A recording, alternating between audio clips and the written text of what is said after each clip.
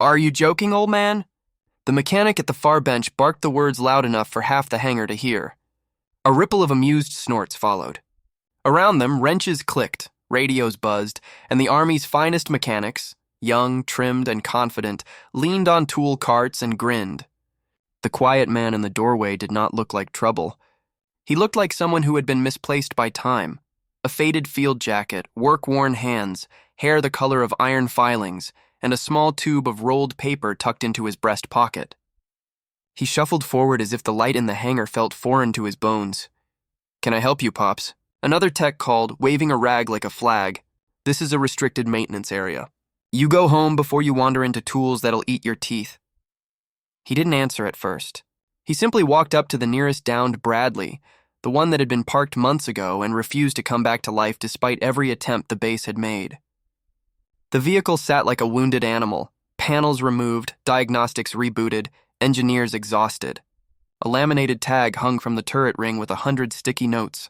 The head mechanic, a lieutenant with a permanent scowl, followed the old man's slow steps with a mixture of amusement and irritation.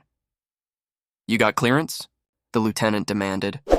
The old man reached into his pocket, unrolled the tube, and laid the contents carefully on the hood. A paper blueprint. Edges browned and creased, ink faded, but every line still crisp with intention. Someone snorted. "Blueprints? For this relic? Where'd you pull that from, a flea market?" The old man met the lieutenant's eyes. "This is the original schematic. It tells you what the vehicle was before we broke the daylights out of it trying to make it new." His voice was small but steady. No one believed him. They had manuals, digital schematics, manufacturer updates, and whole teams who could quote tolerances down to the micron. They had already tried everything. The Bradley had been stripped, rebuilt, rewired, and still the same fault. An intermittent powertrain failure that refused diagnostics. The Army's best mechanics had called in the company's original fielders and still came up short. "Look," the head mechanic sneered, folding his arms. "You got a story to sell, fine. But if you don't have proof of service or base clearance, we're calling security." Around them, laughter started to build again. The old man did not flinch. He set his palm flat on the blueprint and straightened, as if the weight of paper could steady something heavier in his chest. "Tell you what," he said quietly. "Give me an hour in Bay 3 and 2 sets of hands. If I'm wrong, I'll sweep this floor myself for a month." The lieutenant's eyebrows rose. The hangar fell into a different kind of silence then, the kind that tastes of challenge. The tech who had laughed first stepped forward, smirking. "Deal. If you're right, we'll buy you dinner. If you're wrong, you mop with the finest of our respect." They led him to Bay 3. He leaned over the Bradley's open belly like a man reading an old friend's memory. The younger mechanics hovered, phones out, ready to capture humiliation and post it, eager for the easy internet laugh. The old man did not notice. He traced a path across the schematic with a marred right index finger, lips moving soundlessly as if counting resistance and clearance. He opened a small cloth pouch and removed a brass pin, then a tiny mirror, a stub wrench with a handle smoothed by a lifetime of work. He fitted the mirror under a panel where none of the modern diagnostic probes had ever reached and squinted, focusing as if he could see the ghost of a current. One of the technicians nudged his phone closer. "What's he doing? You can't see anything with that!" He pointed at a near-invisible notch on the blueprint where the harness met the actuator, a different routing than the manufacturer's revised wiring. The junior techs leaned over the blueprint, squinting at a detail none of the high-res scans had flagged. A subtle reroute, a bypass the factory had added during a mid-production tweak that, when coupled with later firmware patches, created a race condition the engineers never replicated in lab tests. The old man tapped the line, and it was as though the hangar's air shifted. Conversation slowed. The lieutenant frowned and went to fetch the diagnostics cable he'd been using all week. "You've worked on these before?" he asked. The old man's eyes were far away for a moment. "I helped lay the first harness on these. We put things where they had to be when the war didn't let us choose time for perfection." They gave him his hands. Two of the techs, skeptical, curious, started to follow his motions. He instructed them with words that had the bluntness of someone who'd issued commands and taken responsibility for the outcome. "Swap this relay. Repin that connector. Check grounding at that bolt." He did not hurry. He did not grandstand. He moved like a man who had once been responsible for lives and had learned to be precise out of habit, not to be admired. An hour later, the diagnostics screen that had shown errors in an endless loop flickered. Alarms dimmed. The hum of the auxiliary power came up clean, like breathing returned. The Bradley's engine caught and settled into a steady, deep rhythm as if it had been asleep and now awoke.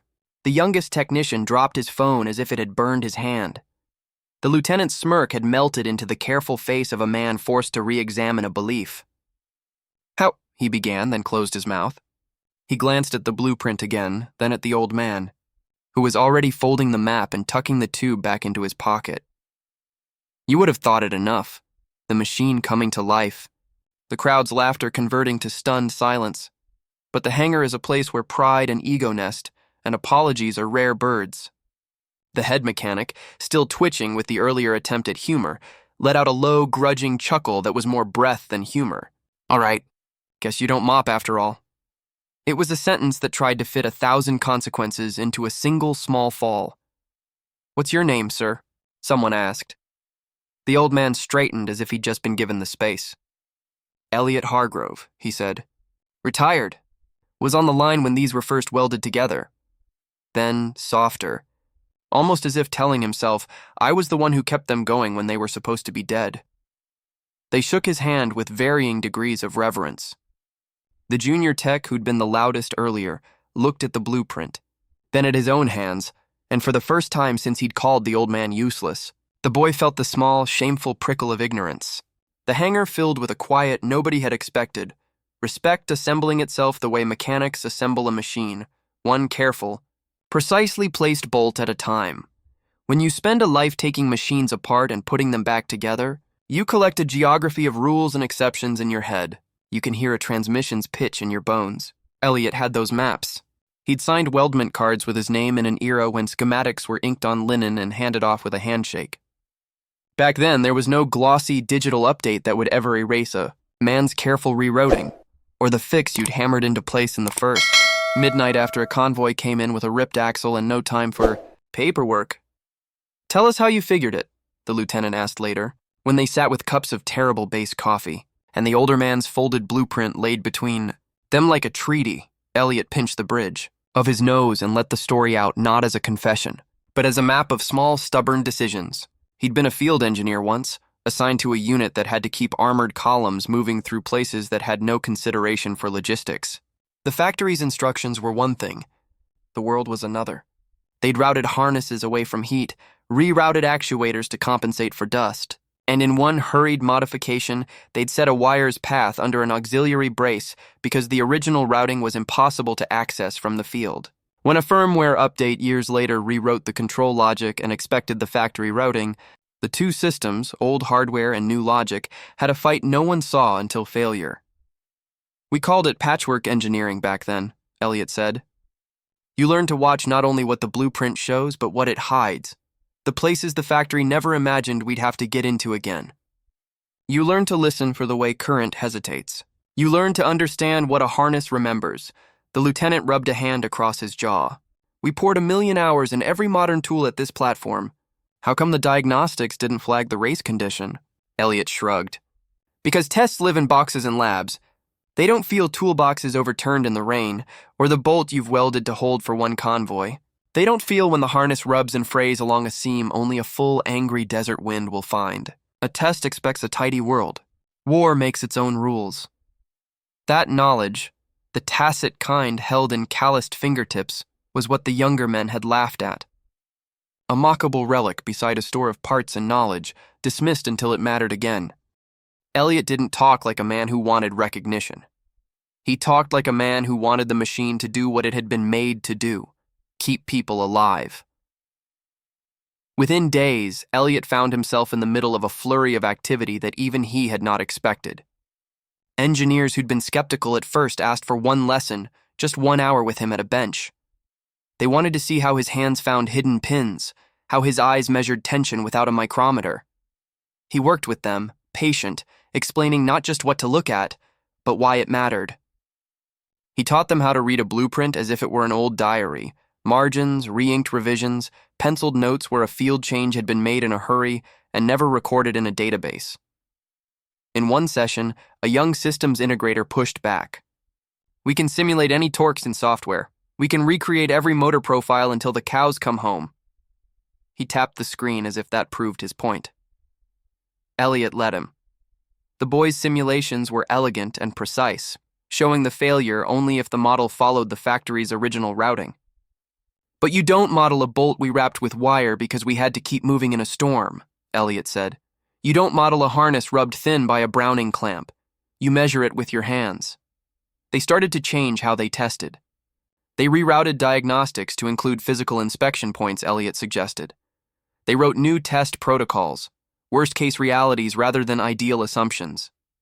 Slowly, stubbornly, the outside world began to trickle back into the sterile models. Wind, sand, an overnight repair done with a pocket knife because there was no time for a proper part. One afternoon, the base commander walked the line, watched a repair done the old way, and paused. He had the sort of face that had made hard decisions on cold maps. Elliot, he said, we've built these systems to be run by men who don't have time to read every manual. We need solutions that survive being mistreated. He tapped the blueprint and then the Bradley. You gave us a map that remembers what we forget.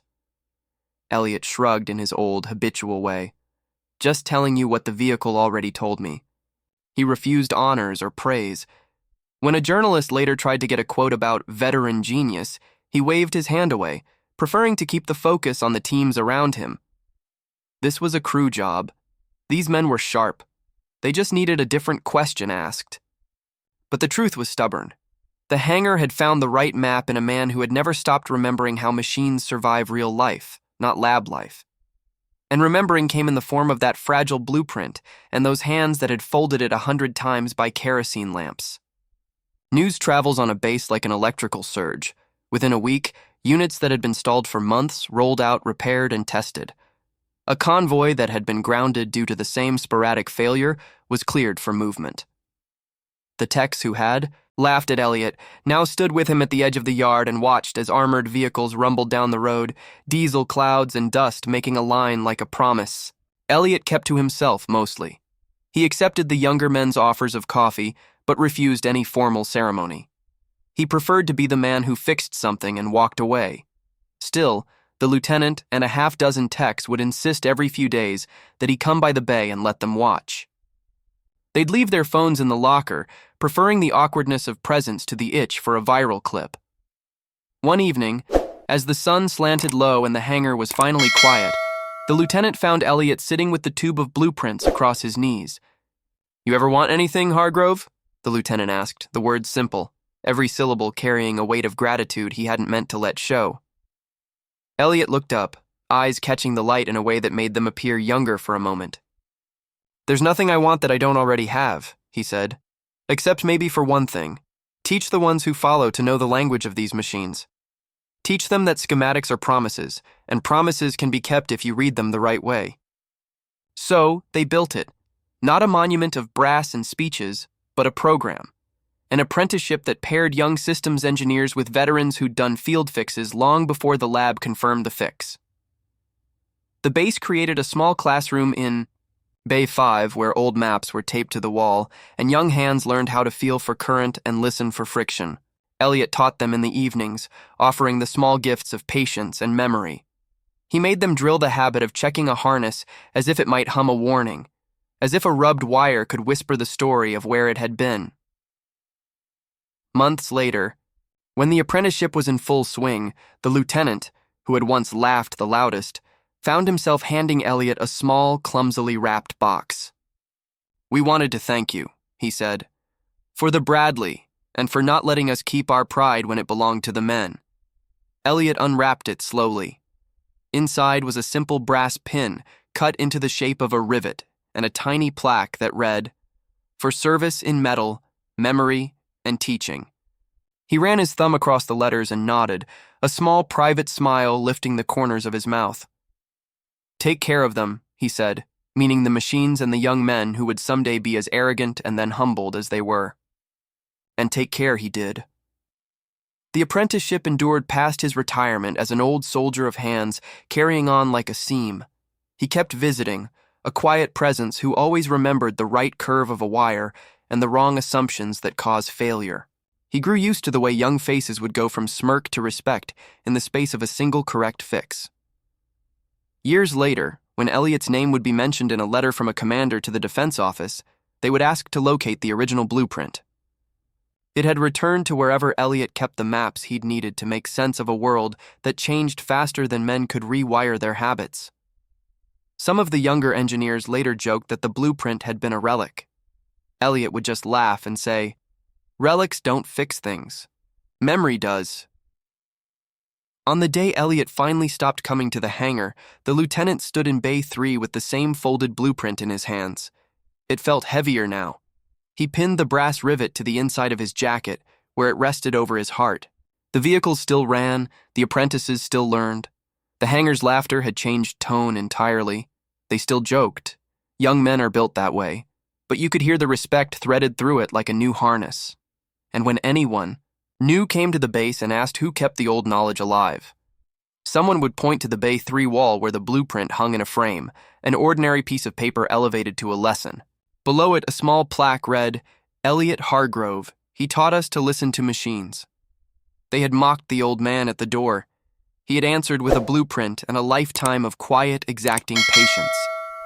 The Bradley ran. The convoy moved. The base learned again to marry old hands with new tools. The hangar kept its noise, and in it you could still hear the rhythm of wrenches and banter. Only now, when the laughter started with a taunt, someone always added, "Are you sure you remember where the harness runs?" And it was asked with a smile and an edge of true belief.